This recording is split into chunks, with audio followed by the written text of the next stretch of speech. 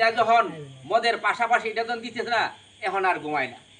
বউর কথা কো না, ছুটির কথা কো না, এদের যে ডিউটি 16 মধ্যে 18 করাইতে পারতেছে এখন বার্মা সরকার।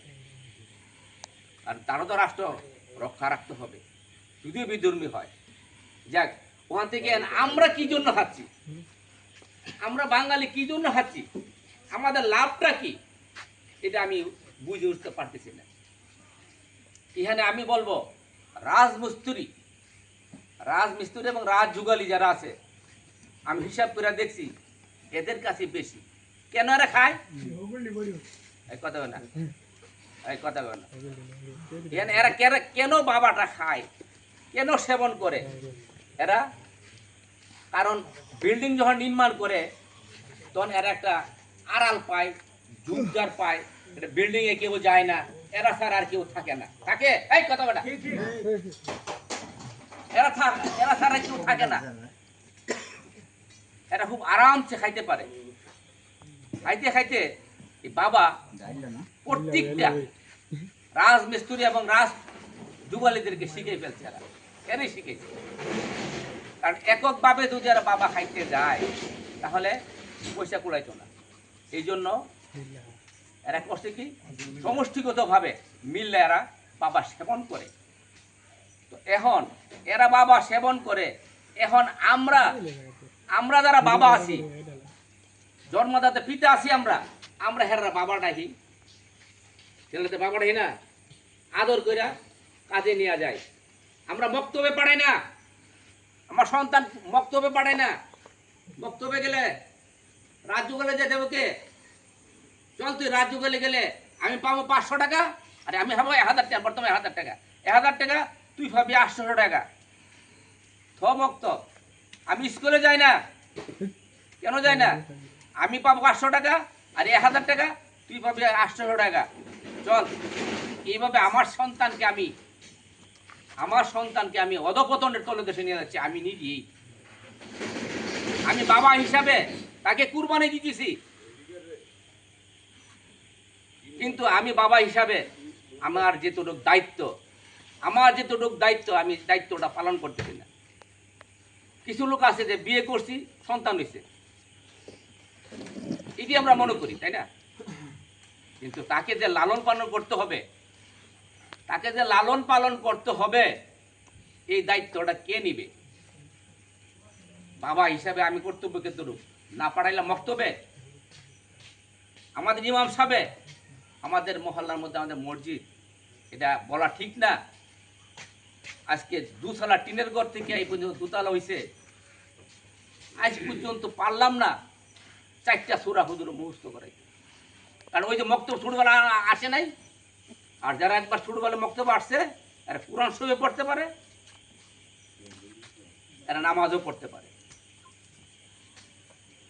তো আমি এটাই বলবো যে যারা নাকি আমাদের মহল্লাতে সেবন বেশি, যারা সেবন করে বেশি, খায় বেশি, বাবা হুর, ইয়া বলে গেছে, জসিম বলে গেছে, হাকিম বলে গেছে, বাবা হুর বেশি, বিক্রিটা কম।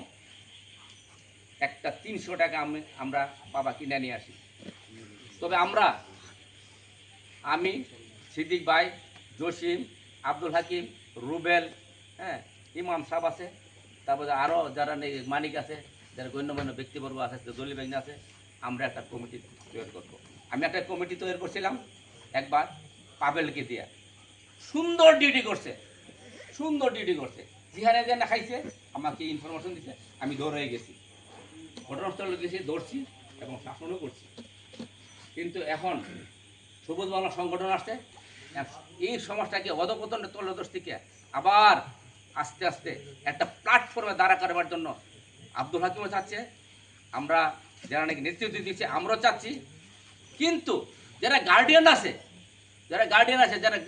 যারা নাকি এই নেতৃত্ব দেয়, আর গড় নেতৃত্ব দেয়, ঘরের যে মেম্বার বাবা, হে কিন্তু যখন আমরা বাবা ঘর ধরি, আমার ফুটো তো খায় নাই, উমুক নিয়ে নিয়ে গেছে, আমার ফুটো চুরি করে নাই, উমুকে নিয়ে গেছে, অমুকের দোষ, নিজের ছেলের দোষ স্বীকার করতে রাজি না। তবে আমরা যে কমিটিটা তৈরি করব এই কমিটি ভলান্টিয়ার কমিটি এবং টাইগার ভলান্টিয়ার কমিটি আমরা না উপাধি দেওয়া হবে এবং এই দলটা 15 সদস্যের একটা টিম গঠন করব। এরা যারা বাবা হায় তাদেরকে কি করবে ধরে নিয়ে আসবে। আমরা একটা কাস্টরি তৈরি করব। কাস্টরি তৈরি করব। কোনো বাবা ওই যে বাবা হুরের কোনো বাবা যদি আয়সা বলে আমার ছেলেকে ছেড়ে দাও, তারে সুদ্ধা এই বাবা হুর সুদ্ধা আমরা 2 বছরের জন্য আমরা জেল হাজতে প্রেরণ করবো। এতে যত পয়সা খরচ হয় আমরা সবুজ বাংলা সংগঠন আমরা যারা নেতৃত্ব দিছি আমরা এটা বহন করবো ইনশাআল্লাহ। শিক্ষা জাতির মেরুদণ্ড, শিক্ষাগত যোগ্যতা আমাদের কম দেখে আজকে আমাদের পাড়া মানুষের আঙুল তুলে কথা বলে ঠিক কেন বলে আমরা শিক্ষা। আমি তো শিক্ষা, আমি আরে মেট্রিক পার্সেন্ট শিক্ষিত না, বিএ পার্সেন্ট শিক্ষিত না, শিক্ষিত হয়েছে না বেশি বিসিএস ক্যাডার যারা হ্যাঁ তারা হয়েছে শিক্ষিত। শিক্ষার হাতে কাছে না আরে যারা বিসিএস ক্যাডার যারা নাকি ভালো রেজাল্ট করতে পারতেছে, ভালো একটা এমবিবিএস নেই আমাদের সমাজের ভিতরে, একটা বড় একটা অফিসার নাই, কেন হইতে পারতেছি না? লেখাপড়া নাই, শিক্ষাগত যোগ্যতা নাই। Education is the backbone of the nation. শিক্ষাই জাতির মেরুদণ্ড। শিক্ষা শুধু কাগজে কলমে লেখাপড়া করলে শিক্ষা হয় না, বড় শিক্ষা হচ্ছে বড় শিক্ষা। একজন শিক্ষিত মা দেন, আমি শিক্ষিত জাতি দেব। আমাদের সমাজের ভিতরে কটা মহিলা শিক্ষিত আছে? বাবা আছে কর্মের মধ্যে। যখন ছেলেটা যখন স্কুল থেকে আসবে বক্তব্য আসবে, এই তুই কি বলছ আমাকে শোনা। মা যদি অশিক্ষিত হয়, যদি মা বলে তুই শোনা, বুম বাং করে বাস শেষ করে দিবে, মারে বুঝাই দিব। আরে বাবা মা তো আমার ছেলে তো অনেক শিক্ষিত হয়েছে, তো আমরা কি করব? আমার ছেলেকে বক্তব্য পাঠাবো, আমার ছেলেকে কি করব?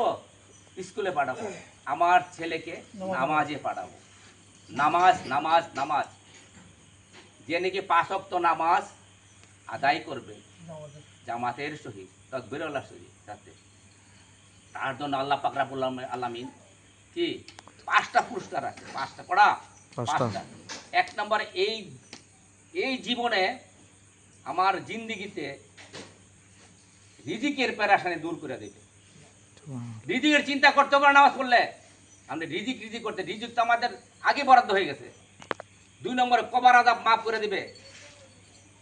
ডাইন হাতে আমলনামা দিবে, ফুল সেরাতের ফুল বিজলি নিয়ে পার করে দিবে, আর বিনা হিসেবে জান্নাত দিবে। আমরা জান না? আজকে সবুজ বাংলা সংগঠন যদি মসজিদে আসে, মসজিদ জায়গা লইবে না। আমি আহ্বান জানাবো সবুজ বাংলা সংগঠনের সভাপতিকে, মসজিদে আপনার টিম নিয়ে আপনার নিজের সশরীরে মসজিদে নামাজ পড়বেন। তোমরা নামাজ পড়বা ইনশাআল্লাহ? ওয়াদা করছো ইনশাআল্লাহ? কি রাগ করলা না? ঠিক আছে, ওয়াদা তো ওয়াদাই। আর এই সম্পর্কে হুজুর কিছু বলবে, তো আমরা যে কমিটি করব। আর আমি এই আমার কথাগুলা দীর্ঘ করব না, এই জন্য করবো না, যখন আসল মিটিং হবে আমরা মিটিং শর্ট টাইমের মধ্যে করব, তখন আমরা এই বক্তব্য রাখবো আর কি। এই বলে আমার বক্তব্য শেষ। আসসালামু